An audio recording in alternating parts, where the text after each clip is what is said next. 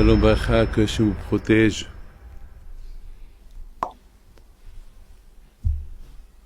Hachem vous donne la santé, la joie, la prospérité, Keneratson. Cette semaine, nous allons parler un peu sur l'une des mitzvot que Hachem nous a données qu'on ne comprend pas la raison. Il y a beaucoup de mitzvot qu'on connaît les raisons. Il y a des mitzvot qu'on ne connaît pas les raisons. Par exemple, manger du tarif, manger le cochon. On ne sait pas pourquoi c'est péché. Mais Hachem, il a dit que c'est péché. Vous savez, le Rambam, il dit, on n'a pas le droit de dire, ça c'est pas bon, ça c'est bon, ça c'est pas bon. Pourquoi on n'a pas le droit de manger les crevettes? Parce que ils sont pas bonnes. Non, tout est bon. Mais c'est Hachem qui a donné l'ordre de ne pas les manger. Une femme nida. Pourquoi elle doit aller au mikvé? Pourquoi elle prend pareil qu'une douche? Non. La Torah, elle a dit, il faut qu'elle va au mikvé. Pourquoi? Ça, c'est des lois d'Hachem. Vous savez, lorsqu'un roi est dans le désordre, on l'exécute. On ne se pose pas des questions. Pourquoi? Il y a par exemple une mitzvah très bizarre qui s'appelle les cendres de la vache rousse. À l'époque, lorsqu'on avait le Beth Amikdash, pour purifier les gens qui sont impurs, il fallait jeter sur eux un peu des cendres de la vache rousse. Pourquoi? Il faut que la vache soit rousse, il faut que la vache, vous savez, il faut la brûler tout entière, il faut l'égorger, la brûler tout entière. Pourquoi tout ça? On ne sait pas. Même Shlomo HaMelech. Shlomo HaMelech, il est arrivé à comprendre toutes les mitzvot du monde. Shlomo HaMelech, il est arrivé à comprendre toutes les mitzvot. Toutes les raisons, pourquoi on fait ça, pourquoi on fait ça, pourquoi on fait ça, pourquoi on fait ça. Lui, il était tellement intelligent que... Mais lorsqu'il a voulu comprendre les raisonnements de la vache rousse, pourquoi elle purifie les impurs, et ceux qui sont impurs, ils deviennent purs, il n'a pas compris. Il a dit c'est le moins de ma pensée. Il n'a pas réussi à comprendre. Mes amis, il faut savoir une chose, que Hachem, c'est le patron. Et puisque Hachem, c'est le patron, c'est Hachem qui décide. Et c'est lui qui décide notre vie. Notre vie, c'est pas nous qu'on la décide. C'est Hachem qui décide notre vie. C'est Hachem qui décide comment nous on doit vivre. Pas plus. Ne cherchez pas les choses à comprendre. Vous savez, il y a des prophètes qui disent que Hachem, il a dit aux prophètes de nous dire, faites gaffe. Ne croyez pas que vous voulez faire ce que vous voulez. Je suis là pour vous surveiller. Et je suis votre roi. Et je suis votre Dieu. Et si vous ne voulez pas, eh bien, tant pis pour vous. Ben, je vous punirai. Je serai votre roi de force. Il y a beaucoup de gens qui disent, c'est moi qui va décider, c'est moi qui va décider, Dieu, c'est mon Dieu, c'est moi qui va décider, si Dieu, c'est mon roi. Qui es-tu pour décider? Mais, mes amis, soyons réalistes. On a un papa, on a une maman. On ne peut pas sortir dans la rue et dire, c'est toi papa. Attends, si c'est pas son père, c'est pas ton père. On peut pas. Un garçon, un étranger, il peut pas venir chez moi et me dire, tu es mon papa. De force, tu es mon papa. Non, je suis pas ton père. Il peut pas me dire, de force, tu es mon papa. Mais par contre, mon fils,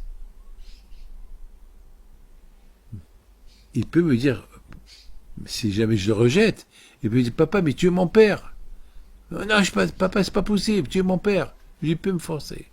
Donc Hachem qui nous a mis au monde, lui, sinon on veut le dénigrer, lui il peut nous dire non. Vous pouvez me dénigrer, mais c'est l'effet, il est que je suis votre papa. je suis votre Dieu, ou je suis votre roi. Donc Hachem, il nous a donné des mitzvot qu'on comprend, il y a des mitzvot qu'on ne comprend pas. Et je voudrais vous raconter une belle histoire, quelque chose qu'on ne comprend pas. Hier, c'était le mariage de la fille de mon frère. Alors l'année dernière, mon frère, Biliao, il m'a demandé une bracha pour sa fille pour qu'elle se marie. C'est la dernière fille. Alors, je lui ai acheté un talit. Un talit, c'est une ségoula qu'elle portera pour son mariage. Alors, il a acheté un talit l'année dernière. Il n'a pas posé de questions, il a acheté un talit. Alors, hier soir, c'était le mariage. On était sur la choupa. Il y avait mon frère Rabbi Haïm, mon grand frère, présent. Donc, il a demandé où est le talit. Voilà, le talit, il est là. On ouvre le talit, mais dans le talit, il manque les petits limes. Il manque les petits limes. Il n'y a que le vêtement, mais il n'y a pas là-bas les petits limes. Vous savez que les petits limes, c'est les fils. Il y a 8 fils dans chaque côté. Il y a 4 côtés, il y a 8 fils dans chaque côté. Il n'y avait pas. Oh là là, comment il va se marier le pauvre, le hatan? Et le hatan, il est là, la kala, elle est là, et hop, qu'est-ce qu'on va faire? Soudainement, celui qui accompagne mon frère Rabbi Haïm, celui qui l'accompagne partout, il lui a dit, alors mon frère a dit, qu'est-ce qu'il y a? Il a dit, non, je vais les voir. Il sort, 5 minutes plus tard, il retourne avec un talit neuf. Rabbi Haïm, mon frère, lui dit, c'est quoi ce talit-là? Il dit, ben, ce talit-là, ça fait 1 an que quelqu'un vous l'a offert. Il est resté dans la voiture, voilà, 1 an. Il est encore emballé, cadeau. 1 an. 1 an dans la voiture. Comment vous allez comprendre ça? Eh ben, c'est ça. Akadosh Baruch Hu, il savait que mon frère, la fille de mon frère, elle va être seule à Choupa, et il va avoir besoin d'un talit, parce que le talit que eux ils ont acheté, il manque les fils, et voilà, bon Hachem, il y a un talit qui est là, 1 an, bon Shalom, c'est pas possible. C'est pas possible. Mes amis, c'est Hachem qui nous a créés. Hachem connaît nos besoins. Alors si Hachem nous donne des mitzvot, il sait ce qu'il nous donne. Parce que tous les mitzvot qu'il nous donne, les mitzvot qu'on comprend, ou les mitzvot qu'on ne comprend pas, Hachem il sait qu'ils sont que pour notre bien. On ne peut pas dire, ça c'est rien, ça c'est rien, ça c'est rien. C'est pas vrai. Vous savez que le Gaon de Vilna alav Shalom, avant de mourir, il a commencé à pleurer. Lorsqu'ils ont posé la question, pourquoi tu pleures? Il a dit, je pleure parce que j'ai de la peine. Regarde, ce talit-là que je porte, chaque seconde qu'il est sur mon corps, je fais une mitzvah. Mais entre vous et moi, c'est quoi ce talit-là qu'on porte? Quelle est la raison pour qu'on le porte? Ben, la Torah dit que lorsqu'on voit les fils, on se rappelle, il nous rappelle Dieu. Parce qu'à l'époque, ils mettaient le bleu. Il y avait une couleur bleue qu'on mettait dans le fil, et lorsqu'on voit la couleur bleue dans le fil, on se rappelle qu'il y a le ciel bleu, et lorsqu'on se rappelle qu'il y a le ciel bleu, on pense à Dieu. Et lorsqu'on pense à Dieu, on pense à la Torah qu'il nous a donnée. Mes amis, je vous pose une question. Ici, j'ai un vêtement bleu. J'ai pas de talit. J'ai pas le tzitzit. J'ai par exemple une veste de couleur bleue. Est-ce qu'elle va me rappeler Dieu? Non. Mais le talit, oui. Pourquoi? Parce que Hachem qui a voulu. Hachem, il a voulu que le talit te rappelle Dieu. Et pourquoi le talit me rappelle Dieu? Ben, mes amis, Hachem, il sait ce qu'il fait. Hachem, il sait ce qu'il fait. Nous, on ne sait pas peut-être. Nous, on est là pour exécuter. Écoutez, c'est tout à fait normal. Vous rentrez dans un magasin, vous voulez acheter. Ce que vous voulez acheter, il faut payer. Ou pas, il faut payer. Le bon Dieu vous donne la vie, la respiration. Il vous donne la vue. Il vous donne l'usage pour entendre, parler, mâcher, le cœur qui bat. Alors, avec tout ça, vous ne payez pas. Alors comment vous allez payer? Comment vous allez payer tout ce que le bon Dieu vous donne? Il vous donne l'argent, une femme, les enfants. Eh ben, on le paye avec les mitzvot qu'on fait. Voilà, Hachem, tu as fait tout ça pour moi. Alors moi, je te fais plaisir. C'est quoi le plaisir que je te fais? J'écoute les mitzvot que tu nous as donnés, voilà, je les fais. Voilà. Non, c'est ça. Et en plus, le bon Dieu, il nous paye dans l'autre monde, avec toutes les mitzvot qu'on a fait dans ce monde-là. Écoutez-moi, je vous dis quelque chose. Le fils à la sœur de ma femme, il s'appelle Gilo Israël, Ben Regezhera. Un homme sportif, je le connais. Il avait 60 ans, mais même ses cheveux sont noirs. Un bel homme. Costaud. Je l'ai vu il y a 4 mois. Le pauvre. Une crise cardiaque. Et hier, il l'a enterré. Les médecins ne pouvaient rien faire pour lui à Marseille. Ils ont tout fait pour sauver sa vie. Il a laissé 2 garçons et une femme. Mes amis, combien on doit dire merci à Kadosh Baruch Hu? Vous savez, le pauvre, ce garçon-là, c'est le neveu de ma femme. Il a fait une grande teshuva. Pendant le mois qui était... Ils l'ont mis dans le coma, ils l'ont réveillé, ils l'ont remis dans le coma, ils l'ont réveillé, ils l'ont remis... Parce que son cœur était fini. Donc il vivait rien qu'avec des machines. Il pouvait parler, il pouvait sourire, il pouvait le pauvre, mais ce qui était... Son corps ne pouvait pas tenir. Le pauvre, il a dit, c'est Hachem, si je vis, j'irai à l'Yeshiva étudier la Torah. Et il a commencé à faire pousser les péotes. Il a commencé à faire pousser la barbe. Pendant ce mois qui était à l'hôpital, attaché à toutes les machines, il vivait qu'avec les machines. Jusqu'à que vendredi, le pauvre, son corps ne pouvait plus tenir, il a lâché.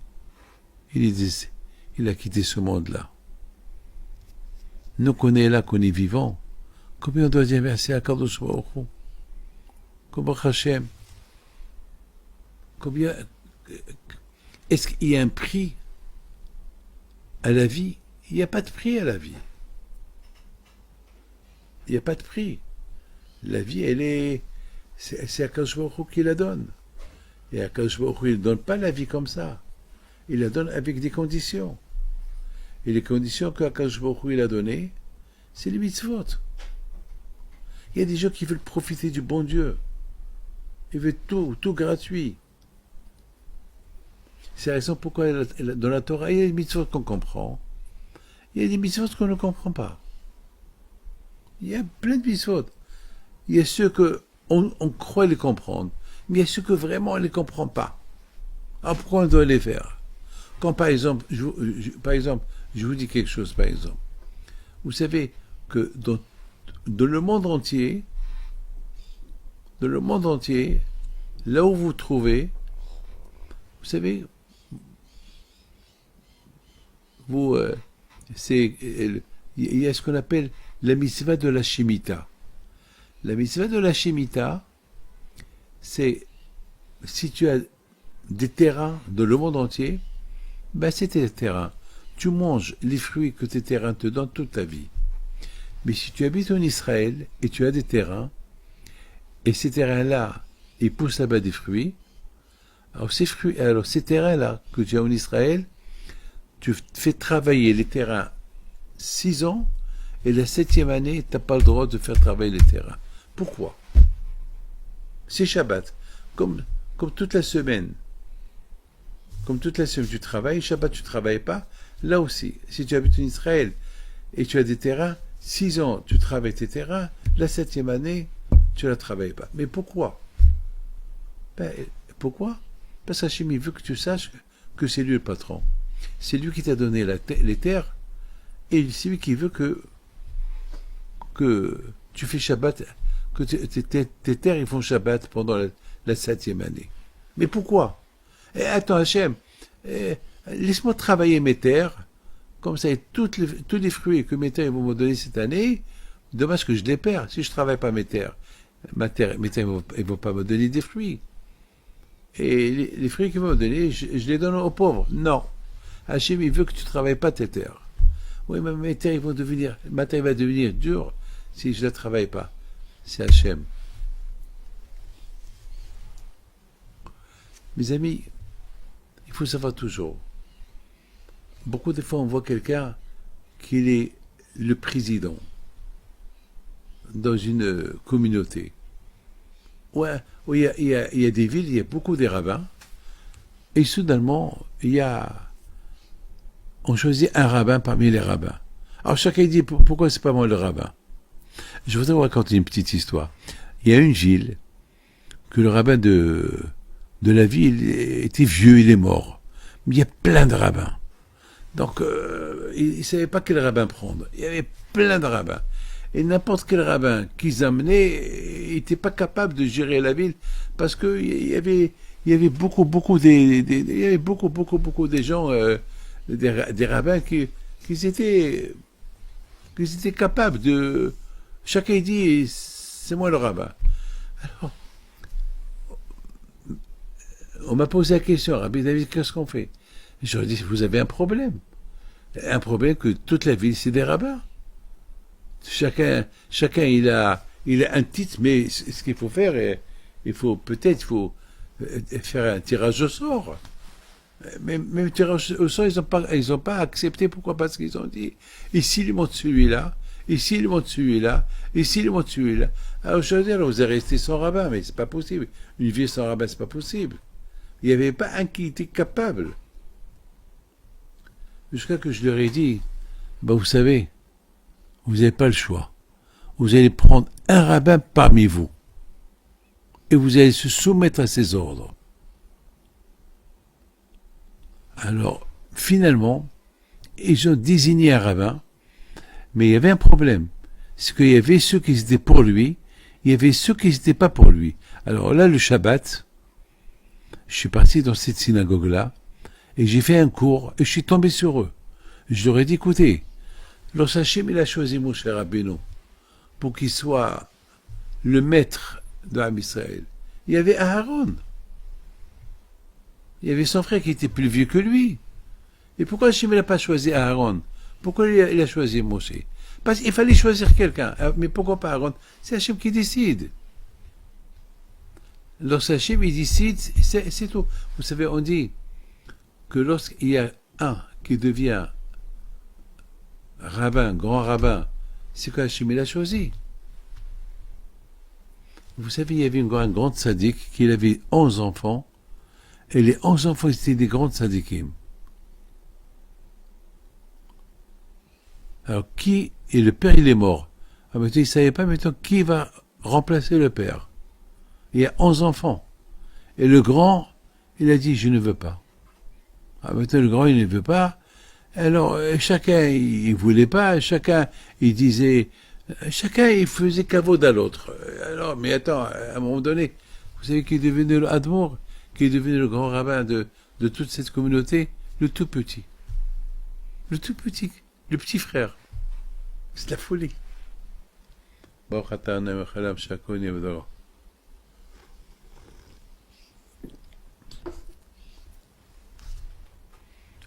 le petit frère. C'est lui qui a pris la... Et finalement,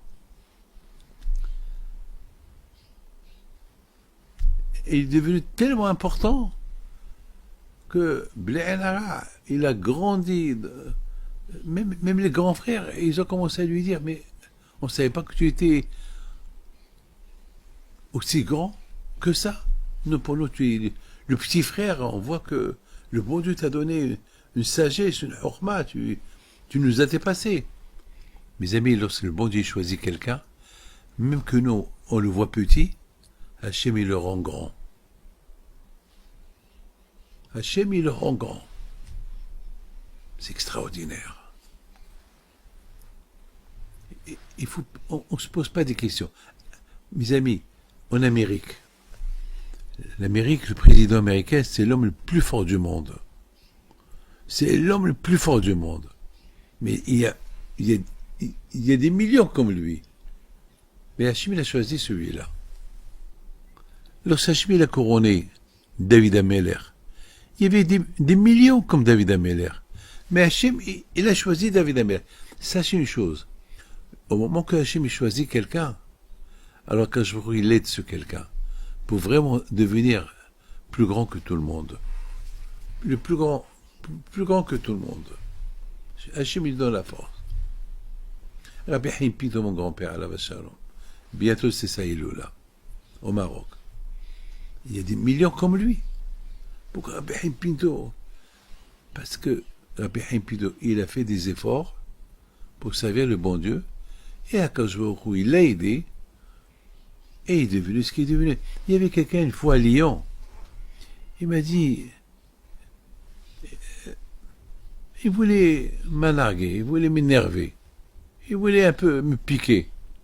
Il me dit, Rabbi David, j'ai connu des copains à toi, comme ça il me parlait, j'ai connu des copains à toi à la yeshiva, que tu faisais les bêtises à la yeshiva et tu n'étais pas quelqu'un de sérieux. Il a commencé à me taquiner comme ça. Et à Essaouira, tu étais un petit voyou. Tu courais, tu sautais les terrasses. Je le regarde. Devant tout le monde, hein. Alors, il y avait des gens qui ont voulu le faire taire. Je leur ai dit, laissez-le parler. Laissez-le faire sortir de son cœur le venin qu'il a. Qu'il parle. À un moment donné, une fois qu'il a terminé, je dis, bon, ça te dérange que je suis ce que je suis? Non, mais ça me dérange pas, mais pourquoi les gens? Je dis, mon fils, tout à l'heure tu as dit, lorsque j'étais petit, j'étais voyou, j'étais petit, je faisais des bêtises, très bien, très bien. Bon, maintenant j'ai grandi.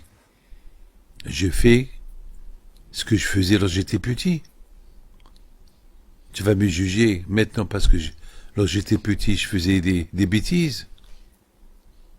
Le plus important, c'est d'avancer. En plus, je suis pas resté le même. On grandit. Par contre, toi, comme tu étais, tu l'es. Tu n'as pas changé. Et même la façon de comment tu parles comme un voyou. On dirait que tu es jaloux. C'est ton cœur, c'est le venin que tu as contre moi par jalousie, ils te font parler. Au fait, c'est pas moi qui ai choisi d'être ce que je suis. C'est le bon Dieu. Mais pour que le bon Dieu m'ait choisi être ce que je suis, j'ai fait des efforts. Ce que j'étais, j'ai cassé mon Yetzirah de changer ce que j'étais pour devenir un autre. Et lorsqu'on devient un autre, alors Hachem il aide. On grandit. Mes amis, vous connaissez Korah. Tout le monde connaît le Korah. On ne comprend pas comment Korah, qui était un tzaddik, Korah qui était super, Korah qui avait le monde entier entre ses mains. On ne comprend pas comment il est devenu. Il a fait la guerre contre Moshe Rabbeinu. On ne comprend pas comment il est devenu comme ça. Vous savez, il était un prophète. Vous savez que Korah, c'est Son petit-fils, c'est Shmuel Hanavi, le prophète Samuel, qu'il est l'équivalent de Moshe Rabbeinu de Aaron HaKohen. On ne comprend pas. Korah, il vient avec un argument contre Moshe Rabbeinu. Oui, c'est toi qui as nommé Aaron qui soit le Kohen Gadol. J'aurais pu être moi à sa place, Kohen Gadol. Pourquoi c'est lui? Moshe Rabbeinu, il dit à Korah, c'est pas moi qui l'ai choisi, c'est le bon Dieu qui l'a choisi. Ouais, non, c'est pas le bon Dieu qui l'a choisi, c'est toi qui l'as choisi. Korah, tu te trompes, regarde. Moi-même, je voulais que Aaron il soit à ma place. Et Hachem, il n'a pas voulu que Aaron il soit à ma place. Hachem, il veut que moi, je suis celui qui va faire sortir les Juifs de l'Égypte et que Aaron il soit le Kohen Gadol. C'est pas de ma faute, c'est pas moi qui décide. Non, c'est toi qui décide. Et il a commencé à... On ne comprend pas. Comment Korah, il réagit de cette manière. Comment Korah, il fait... Il y a des choses qui ne sont pas... C'est Hachem qui décide. Comment est-ce possible?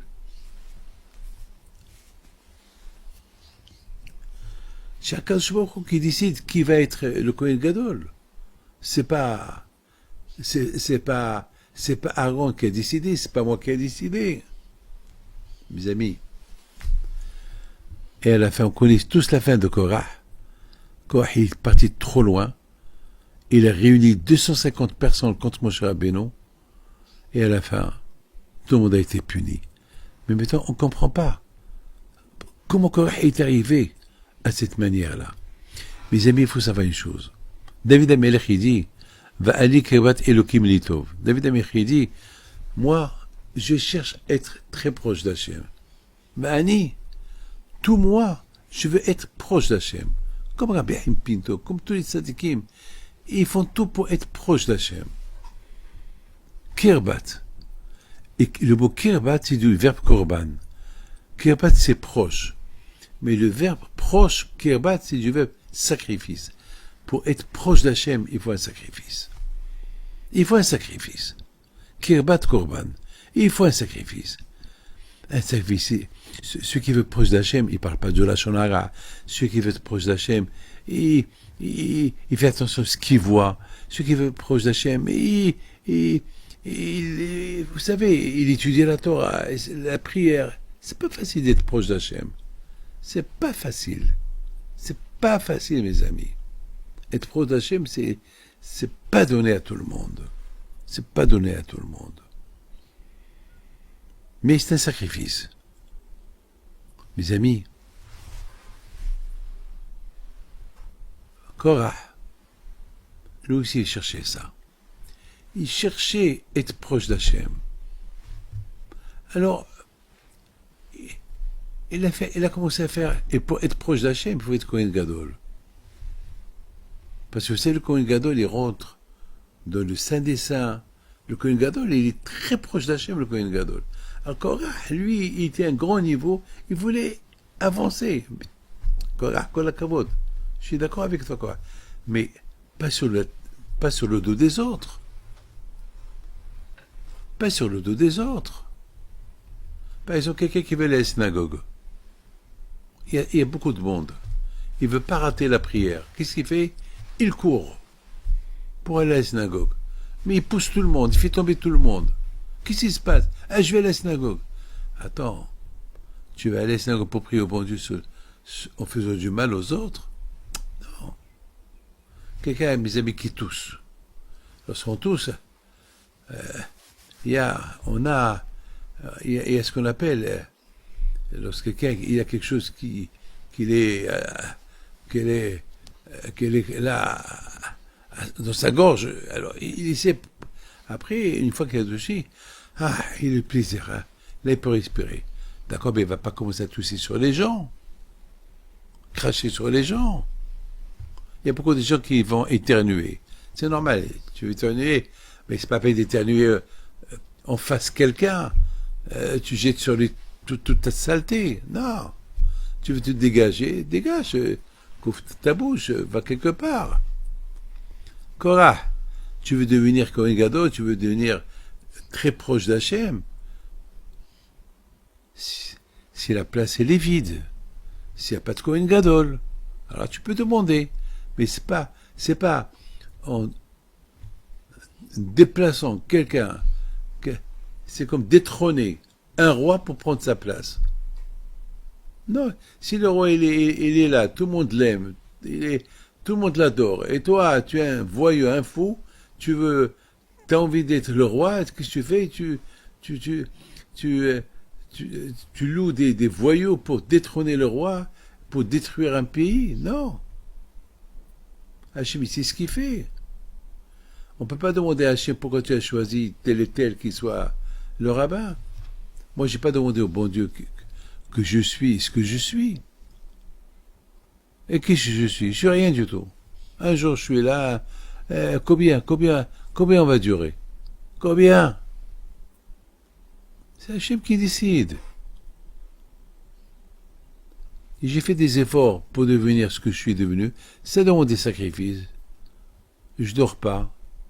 Croyez que j'ai une vie facile. J'ai une vie très difficile. Très difficile.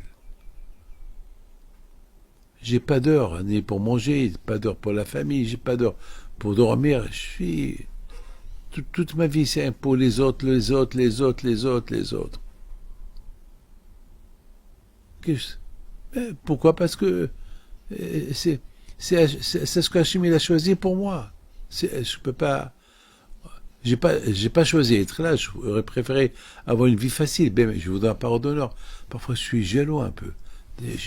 Pas une jalousie, jaloux, mais parfois, je me dis, regarde celui-là, bon Hachem, il vit bien, il a son congé, il a ses vacances. Moi, quel vacances j'ai?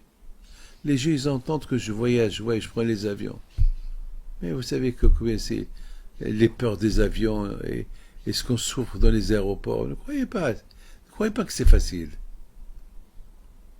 Et puis, étant donné que c'est Hachem qui a voulu que je suis ce que je suis, alors j'assume. Imaginez que quelqu'un, il veut venir, il va me détrôner, me prendre de ma place et prendre ma place. S'il peut, bonne chance pour lui. Mais il faut réfléchir. Mais qui te connaît? D'accord, tu me détrônes, tu prends ma place, tu me jettes, tu prends ma place. Mais qui te connaît? Korah, il veut prendre la place d'Aaron, mais qui le connaît? Ça, c'est Hachem qui choisit. Vous savez, ça s'appelle surclassé. Vous savez, pour ceux qui voyagent avec Air France ou El Al ou Olaroa Air Maroc, ou je sais, il y a beaucoup de compagnies. Aujourd'hui, il y a ce qu'on appelle des cartes. Des cartes de fidélité. Alors c'est une carte de fidélité. Alors,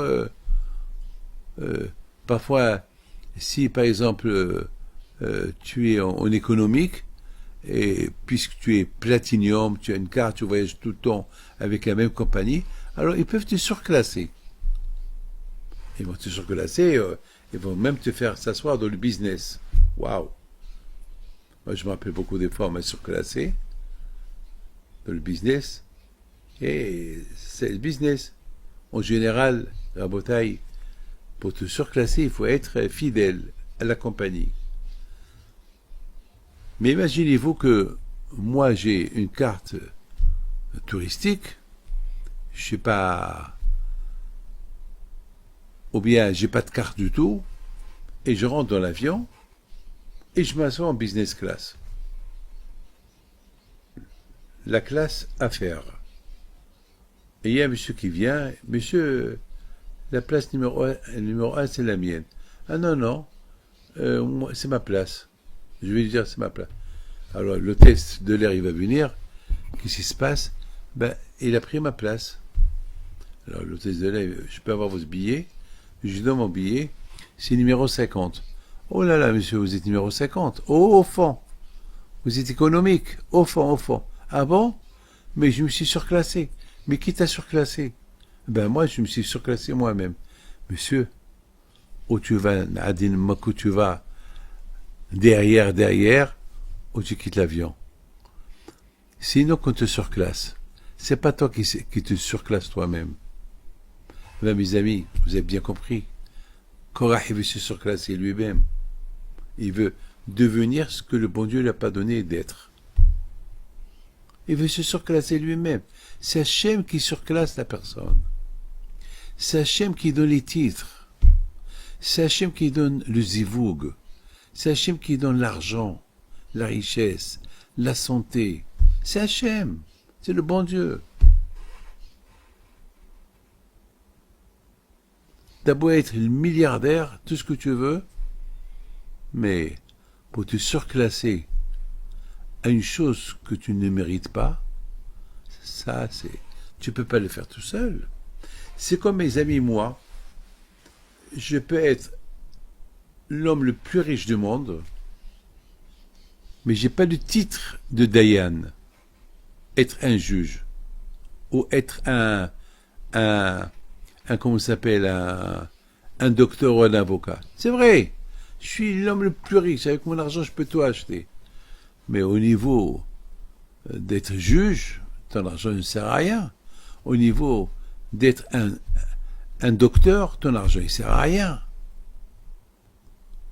Il faut... Ça, c'est des études. Mes amis, je connais beaucoup des médecins qui n'ont pas de travail. Je connais beaucoup des avocats qui n'ont pas de travail. Avec toutes les études qu'ils ont, ils n'ont rien.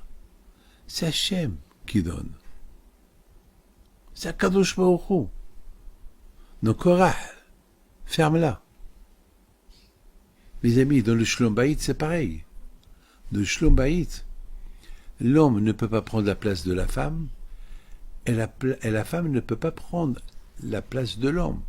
Chacun, le bon Dieu lui a donné des rôles. La femme ne peut pas se surclasser et de devenir l'homme en pantalon aussi. Attends, garde ce que le bon Dieu t'a donné. L'homme aussi. L'homme, il ne peut pas se mêler des choses que la femme, elle est chef à la maison.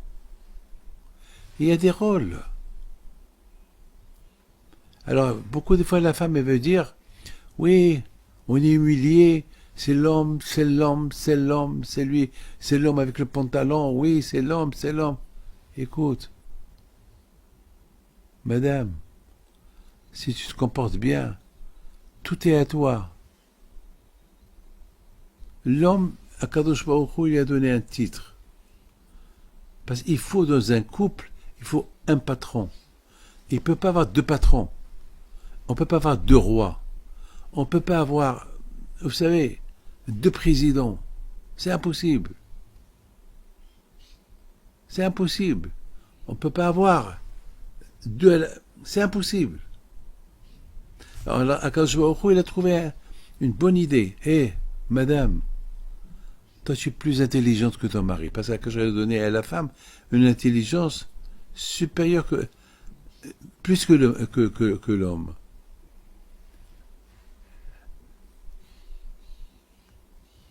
Et Akash il a mis l'homme qui soit le balabait, le patron à la maison. Mais au fait, moi je suis marié. Et c'est que le patron à la maison. C'est pas moi, c'est ma femme. C'est ma femme, au fait. Ma femme, elle sait me gérer. Elle est gentille avec moi, alors je lui donne le pouvoir. Mon père, Alav Shalom, c'était l'homme de la maison, mais c'était ma mère qui gérait tout. Tout l'argent, tout.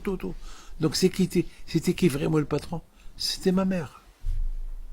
Mais mon père faisait kavod, et mon père lui a donné, il a fait le kavod, tu gères.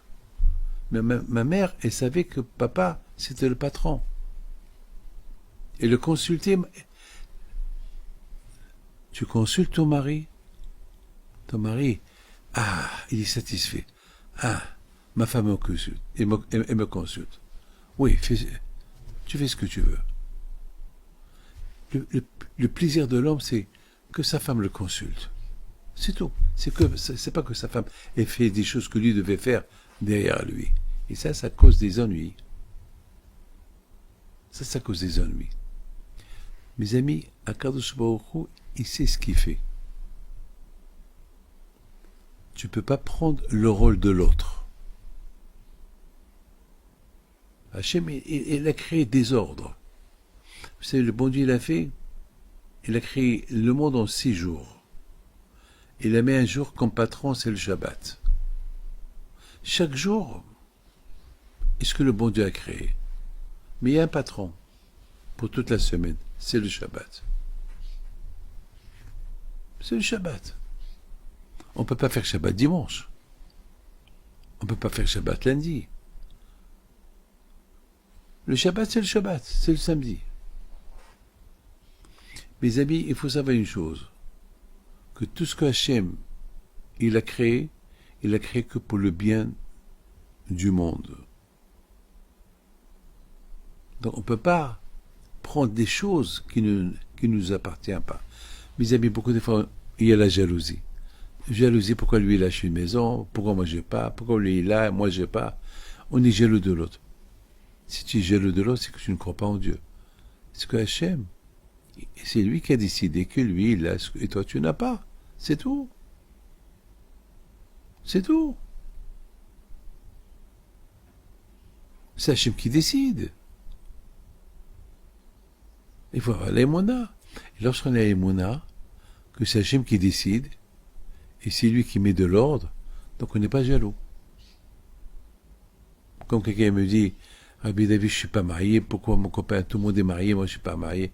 Je dis, parce que tu ne pries pas assez. C'est pas la faute du bon Dieu, si tu n'es pas marié. Prie, et tu auras ta femme. Mes amis, en 2 mots, vous avez bien compris que Hachem, il a des raisons pourquoi. Il nous a dit, il nous a donné certains mitzvot qu'on ne les comprend pas.